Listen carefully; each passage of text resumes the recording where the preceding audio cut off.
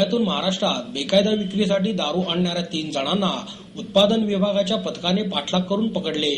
त्यांच्याकडून 27,000ची दारू आणि गाडी असा 5.25 लाखांचा ऐवज जप्त करण्यात आला आहे. महादेव भाऊसाहेब गावडे, गौसपीर सय्यद उस्मान, दुर्गाप्पा चन्नप्पा पिराजी यांना अटक करण्यात आली आहे. गावडे, उस्मान आणि पिराजी हे गोव्यातून दारू आणून त्याची राज्यात बेकायदा विक्री करत असल्याची माहिती उत्पादन शुल्क विभागाला मिळाली होती.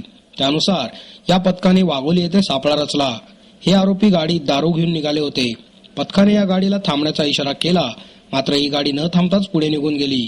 त्यामुळे उत्पादन शुल्काचे अधीक्षक सुनील चव्हाण यांच्या मार्गदर्शनाखाली निरीक्षक अरुण गुहागरकर, दुय्यम निरीक्षक वसंत कौसडीकर, जवान हरिभाऊ लांडे, भोसले, कोलते आणि झोळ यांनी पाठलाग करून खराडी जकात नाक्याजवळ ही गाडी पकडली.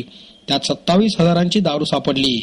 गावडे, पिराजी आणि उस्मान यांच्याकडे चौकशी केली असता ही दारू गोव्यावरून आणल्याची कबुली दिली. त्यानुसार त्या तिघांना अटक करण्यात आली आहे. गोव्यावरून तवेरा या कारमधून साधारण एक 15 बॉक्स मद्याचे घेऊन येत असताना रामवाडी जकात नाका येथे ही गाडी पकडण्यात आली आणि यामध्ये 3 आरोपींना अटक करण्यात आलेली आहे. जप्त करण्यात आलेल्या एकूण मुद्देमालाची किंमत 5,27,000 आहे. ही महाराष्ट्रातील किंमत जर पकडली तर ती जास्तच होईल. हे सकाळी साधारण 10 ते 11च्या दरम्यान ही कारवाई झालेली आहे पुणे येथे. काय आरोपी कोण आहेत? यामध्ये महादेव भाऊसाहेब गावडे हे गाडीचे मालक आहेत.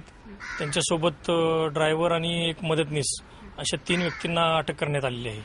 निवडणुकीच्या पार्श्वभूमीवर आता निवडणुकीच्या पार्श्वभूमीवर आम्ही दक्षता बाळगत आहेत. त्यासाठी 3 स्क्वॉड नाईट पेट्रोलिंगसाठी आणि एक 8 स्क्वॉड आहेत. ते काही हातभट्टीची कारवाई आणि काही विदेशी अशी वाहतुकीसाठी पाळत ठेवून आम्ही आहे. तसेच आज मिलिटरीसाठी फॉर डिफेन्स सेल ओनली याकरता जी मद्य असतं हे एका इसमाच्या घरी आम्हाला साधारण एक 26 बॉक्स आढळून आलेले आहेत आणि त्या जप्त करण्यात आलेल्या मुद्देमालाची किंमत साधारण 76,000 रुपये आहे. तर तो कमी किमतीचा माल मार्केटमध्ये जास्त सध्या प्रेझेंट रेटनं विकत असताना आढळून आल्यामुळे आम्ही त्याच्यावर कारवाई केलेली आहे. आज दोन्ही कारवाई झालेल्या आहेत. तो आरोपी फरार आहे. त्याच्याविषयी चौकशी करून आम्ही त्याला निश्चितपणे अटक करण्याची कारवाई करू. यांना या 3 व्यक्तींना अटक करण्यात आलेली आहे. माननीय न्यायालयासमोर त्यांना हजर करण्यात येईल आजच आणि न्यायालय काय जो निर्णय घेईल त्यामुळे आम्ही त्यांना कस्टडी मागण्याचा प्रयत्न करतो. माननीय न्यायालय योग्य तो निर्णय देईल. निवडणुकी आल्या त्याच्यामुळे अशा प्रकारचे वाढायला अशा प्रवृत्ती पहिल्यापासूनच आहेत. म्हणजे